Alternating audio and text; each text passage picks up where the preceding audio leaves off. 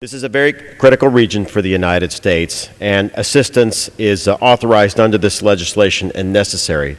But as was stated before, when Colin Powell called the president of Pakistan right after September 11th, he offered a choice. You're either with us or against us. And President Musharraf picked well. Under that arrangement, we did provide $12 billion to Pakistan, but largely without strings attached.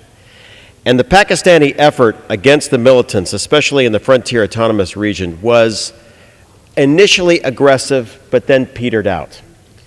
The United States was providing $60 million a month to the Pakistani military, but after 2005 was receiving little benefit. Under the new government, that is unquestionably a democratic government, I think we have a more stable partner to deal with in the war on terror, specifically in what the Pentagon would call the Al-Qaeda core.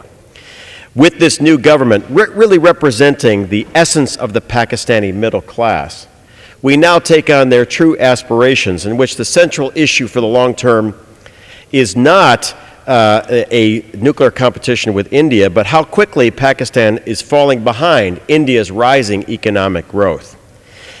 In that view, then, a bunch of radicals ruining the economic and business climate of Pakistan is a mortal danger to the future income of Pakistanis.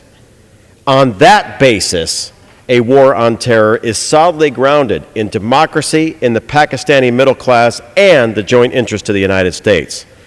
But this bill reflects what we have learned over the last 5 years, that strings should be attached, that benchmarks should be established, that we should have accountability in that very difficult part of the world. I will also praise this bill because it's probably the only free trade bill this Congress will adopt, and it represents a true bipartisan will that will help add to the employment of Pakistan and stability of that country. And I yield back. The gentleman's time has expired.